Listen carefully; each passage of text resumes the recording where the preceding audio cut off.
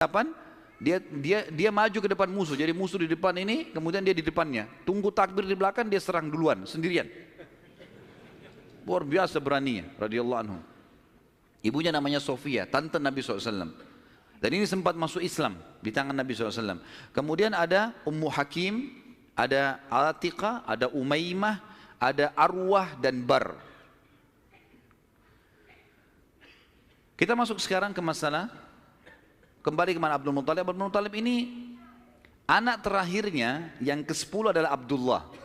Dan itu ayah Nabi SAW. Abdul Muttalib kan tadi sudah saya bilang dia nazar, kalau punya 10 anak laki-laki, dia akan korbankan salah satunya kan. Lalu dia datang ke dukun di Mekah, dan dia berkata pada dukun itu, acaklah nama anak-anak saya. Tradisi mereka pada saat itu suka sekali mengundi nasib. Kalau di dalam agama kita disebutkan tradisi mereka namanya tatayur, menggandun nasib sama benda atau sama burung. Orang-orang Arab itu kalau orang Quraisy dulu, mereka kalau mau safar, mereka ambil bulu, kemudian mereka tulis safar. Bulu yang kedua tidak safar, bulu ketiga kosong. Dimasukin dalam kotak, kemudian dia ambil salah satunya tidak sambil tidak dilihat. Kalau keluar kata-kata safar, dia yakin di perjalanannya aman. Tradisi jahiliyah, mereka salah pada saat itu tentunya. Kemudian kalau keluar tidak safar, mereka tidak boleh safar. Kalau mereka safar berarti kena musibah. Kalau keluar bulu yang tidak ada tulisannya, maka dia ulangi. Ada cara yang lain sampai dapat safar atau tidak safar ya. Kalau ada tradisi yang lain adalah kalau mengacak nama, maka mereka menulis nama di batu, lalu batu ini dibalik, kemudian ditaruh lalu diacak, dikeluarkanlah. Kalau mereka butuh sesuatu dengan cara seperti itu, ya. Dan ini ditarik dalam hampir setiap kehidupan mereka, mau beli rumah, mau apa saja selalu ditulis di batu, terus diacak di batu, itu mengundi nasib dengan itu. Abdul Muttalib datang kepada satu dukun mengatakan, tulis nama anak-anak saya laki-laki ini, semua dari Harith sampai Abdullah. Tulis semuanya 10 orang, acak. Siapa yang keluar namanya, itu yang saya korbankan. Dan kalau nama Abdullah selamat, tidak keluar, maka saya langsung eksekusi. Karena Abdullah anak paling bungsu dan paling disayang oleh ayahnya Abdul Muttalib. Seperti itulah. Baik, diacaklah batu ini, diambil batu, keluar namanya Abdullah. Abdul Muttalib berat sebenarnya, ini anak paling bungsu disayang. Musyawarah sama anak-anaknya gimana? Gak apa-apa ya, acak aja lagi. Acak lagi, yang kedua kali namanya Abdullah lagi. Sampai 3 kali. Namanya Abdullah terus yang diambil, keluar. Padahal ini batu diacak 10 nama. Kata Abdul Muttalib, berarti sudah memang anak ini nasibnya. Bawa Abdullah. Dibawalah Abdullah ini ke depan Ka'bah, ditaruh di atas sebuah batu. Biasanya mereka taruh di situ sembelihan, taruh kambing, taruh apa, dipegang di atas batu itu, baru mereka sembelih untuk berhala-berhala gitu kan. Ditaruhlah Abdullah, mau disembelih sama dia. Ikat tangannya, ikat kakinya, angkat pedang, mau disembelih. Orang-orang Quraisy lihat, apalagi yang Abdul Muttalib buat nih. Datang tanya, hai Abdul Muttalib, apa yang kau lakukan? Saya sudah nazar, kalau Allah kasih saya 10 anak, saya sembelih salah satunya. Dan saya sudah acak nama-nama anak-anak saya, yang keluar anak ini. Saya mau jalankan nazar saya. Orang-orang Quraisy bilang, gak bisa, jangan. Mereka berusaha tahan. Akhirnya Abdullah ini ditarik-tarik. Ini. Sampai akhirnya, karena ditarik-tarik, ada orang Quraisy yang sempat menarik bagian badannya dan ada yang menarik kupingnya, sampai kuping Abdullah itu sempat luka. Ya. Maka ada julukan sendiri dikatakan Abdullah yang luka kupingnya. Gitu. Ayah Nabi SAW. Baik. Pada saat itu, orang-orang Quraisy mengatakan, wahai Abdul Muttalib, sadarlah, kalau kau lakukan ini sementara kamu adalah tokoh masyarakat di Mekah, maka akan menjadi sebuah tradisi nanti ini. Akhirnya setiap orang punya 10 anak laki-laki, satu disembelih. Dan apa kenikmatannya orang kalau sudah punya anak disembelih gitu. Jangan dilakukan. Mari kita berhukum lagi. Cari hakim. Kembali kepada wanita dukun di Madinah. Suku Sa'idah tadi. Yang tadi pada saat pertama mau cari air Zam-Zam, mau miliknya siapa air Zam-Zam, kan mereka ke Madinah. Tapi dukunnya kan pergi ke Khaybar, nggak ketemu. Tidak sempat ketemu, akhirnya dapat air dari telapak kaki untanya Abdul Muttalib. Sekarang nggak. Mereka pergi lagi ke sana ke Madinah, ketemu sama dukun itu. Tanya, bagaimana nih?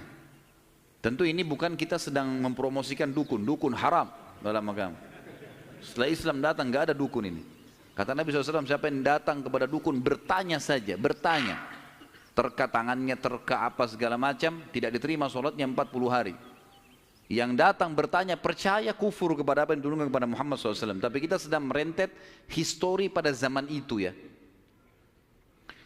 Baik, pada saat itu teman-teman sekalian, dukun ini tanya, berapa dia?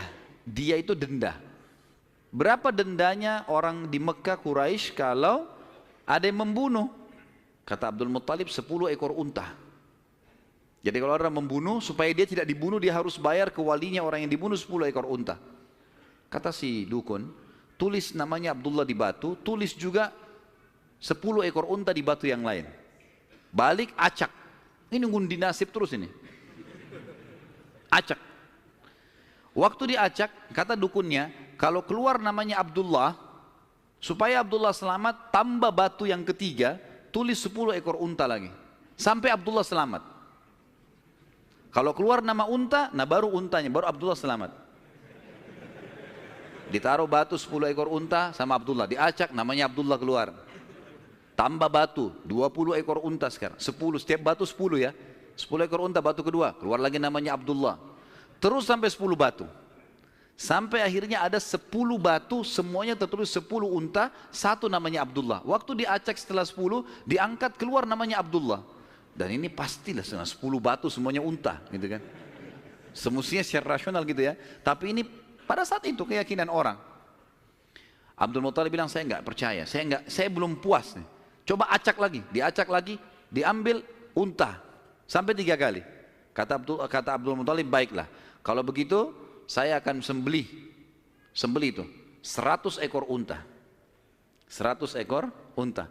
Karena setiap batu 10, ada 10 batu, maka 100 ekor unta. Pada saat itu akhirnya dengan kejadian ini Abdullah selamat dari sembelihan atau dikurbankan. Dan Nabi SAW berkata dalam sebuah hadis, Ana ibnu Dzabihain. Saya keturunan dari 2 orang yang hampir disembelih. Ismail alaihissalam oleh ayahnya Ibrahim dan Abdullah oleh ayahnya Abdul Muttalib. Baik, berjalan waktu teman-teman sekalian, Abdullah tumbuh besar dan mulai menjadi seorang pemuda yang cerdas, yang pintar, membantu ayahnya.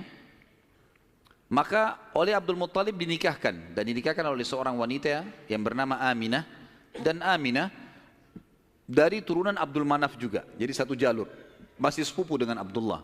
Hanya saja dari Aminah ini, dari paman-pamannya Aminah itu dari penduduk asli Madinah, dari Aus dan Khazraj, dari suku Ansar di Madinah. Maka Nabi SAW di sini memiliki jalur dari 2 kota suci, Mekkah dan Madinah. Pada saat sudah selesai melahirkan, baru menikah, beberapa hari kemudian ada tanda-tanda kehamilan di Aminah. Kemudian Aminah pun sempat melihat di dalam mimpinya pada saat akan melahirkan atau pada saat hamil besar, melihat dalam mimpinya ia bermimpi bayi dalam kandungannya ini menyebarkan cahaya, dan cahaya itu menyebar ke seluruh muka bumi. Sebagian athar menyebutkan sampai ke Busra. Busra ini wilayah Irak sana, wilayah Persia gitu. Dan dia juga mimpi mengucapkan dalam mimpinya kalimat u'idzuhu billahil azim min kulli syarrin wa min kulli ainin wa min kulli hasid.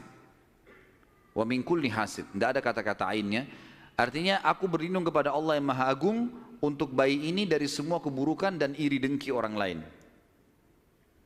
Berjalanlah hamil tersebut. Pada saat berumur beberapa bulan, ada sebagian ahli sejarah menyebutkan sekitar 6 bulan hamilnya Aminah di Nabi SAW dalam kandungan beliau, maka meninggallah Abdullah. Maka Nabi SAW jadi yatim sebelum lahir. Setelah itu Nabi SAW lahir, yang paling banyak dinukil oleh para ahli sejarah 12 Rabiul Awal di tahun gajah. Sudah kita sebutkan tadi, tahun gajah kejadian Ashabul Fil.